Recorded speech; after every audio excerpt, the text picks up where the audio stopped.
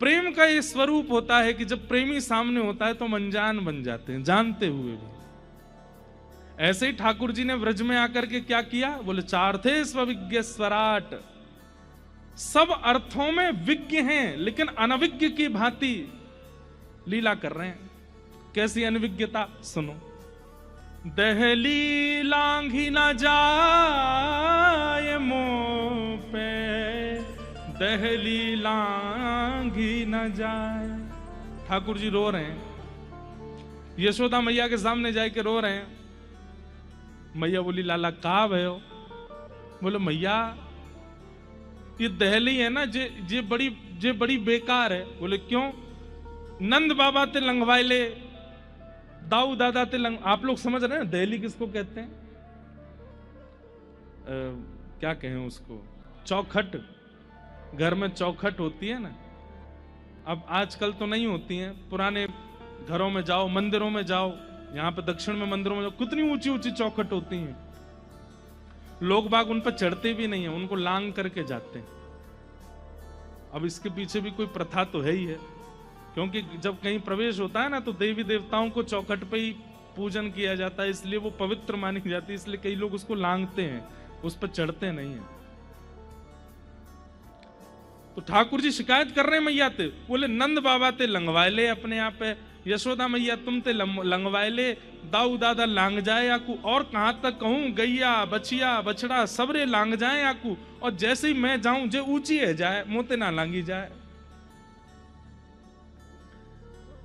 ब्रह्मा जी इस लीला को देख करके कह रहे वाह, बामन बन के गए थे कहां, बलि के यहां, और जैसी बलि ने कहा कि वरदान मांगिए तो कहते हैं 3 पग जमीन चाहिए, वो भी अपने पैरों से नापूंगा।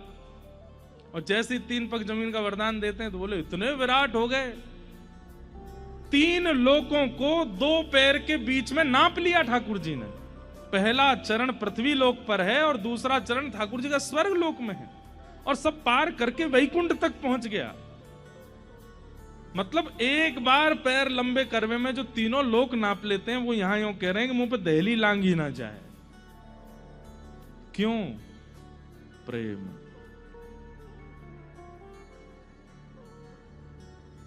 प्रेम के वश अर्जुन रथ हांक्यो, भूल गए ठकुराई, सबसे ऊंची प्रेम सगाई, सबसे ऊंची प्रेम सगाई। ऐसी प्रीत बढ़ी वृंदावन, ऐसी प्रीत बढ़ी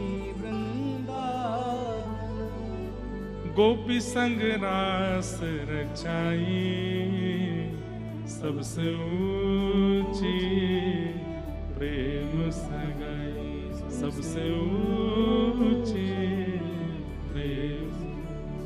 दुर्योधन की मेवा त्यागी, साक विदुर घर खाई, सबसे ऊंची प्रेम सगाई, सबसे ऊंची प्रेम। वो प्रेम प्रेम नहीं होता जहां पर व्यक्ति जानकार बन के बैठता हो।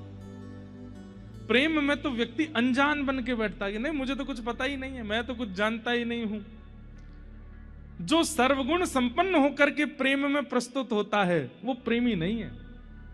ये प्रेमी का एक लक्षण है, अपने प्रेमी को परख लीजिएगा। और भैया हमारी बातन को छोरा छोरीन में ही मत ले जाया करो। प्रेमी का मतलब छोरा छोरीन का ही थोड़ी होता है, लड़का लड़की का ही थोड़ी होता है। अब आप एक बात सुनिएगा, ठाकुर जी आपसे कितना प्रेम करते हैं, अपने मंदिर के ठाकुर जी को जाकर के देखो, सब पता है उनको, सब जानते हैं, लेकिन फिर भी अनजान बन करके बैठे रहेंगे। आप जहां बैठा दोगे वहां बैठ जाएंगे, जैसा पहना दोगे पहन लेंगे, जो खिला दोगे खा लेंगे, जब सुला दोगे सो जाएंगे, जब उठा दोगे उठ जाएंगे, जहां ले जाओगे चले जाएंगे। ठाकुर जी कैसे समर्पित होकर के खड़े हो जाते हैं, हमारे हो जाते हैं कि भाई मैं तेरे हवाले हूं, तू जो चाहे कर ले मेरे संग में, कछु ना बोलूंगा। ये प्रेमी है, ये प्रेम का स्वरूप है कि वहां अनविज्ञ बना जाता है। चार्थे स्वविज्ञ स्वराट। ठाकुर जी सब जानते हैं। पूतना रूप बदल करके आई है, ठाकुर जी को नहीं पता है? पता है। सारे ब्रजवासी उस पर मोहित हो गए, लेकिन ठाकुर जी ने अपने आंगन पर हाथ धर लियो।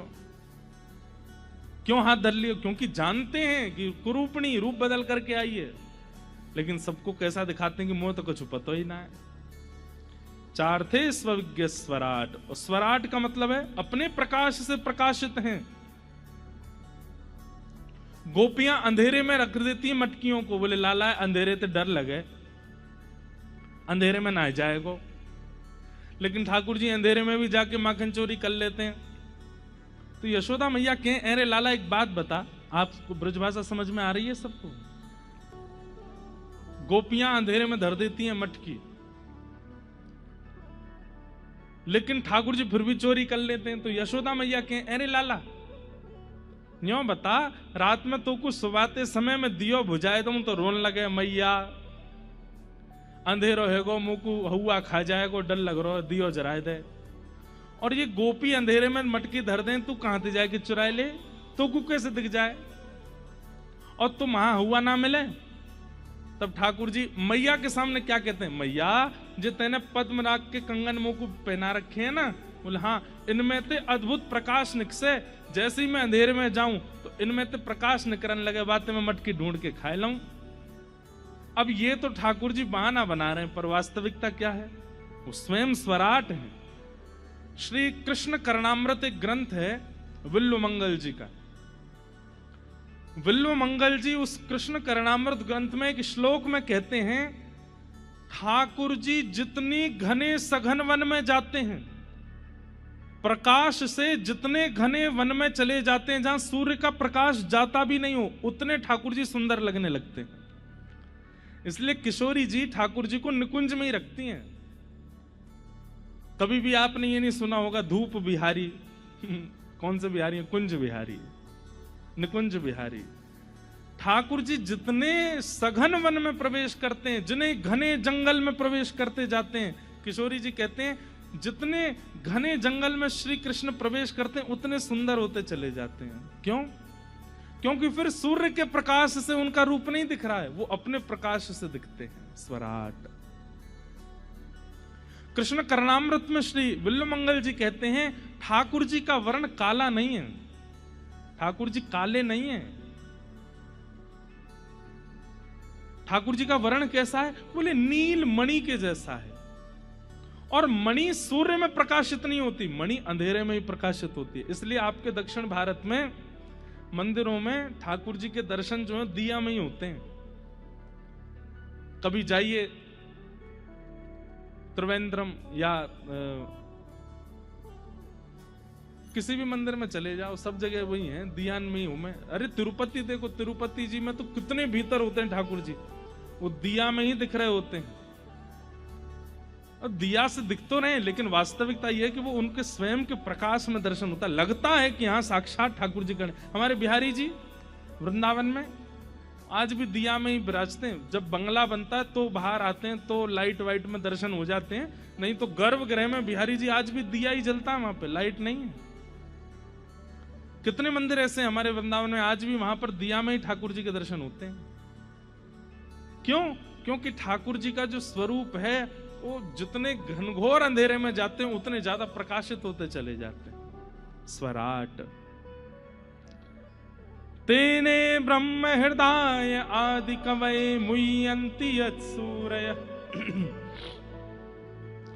ब्रह्मा को जिन्होंने अपनी लीला के द्वारा आनंदित किया, सबको कथा पता है।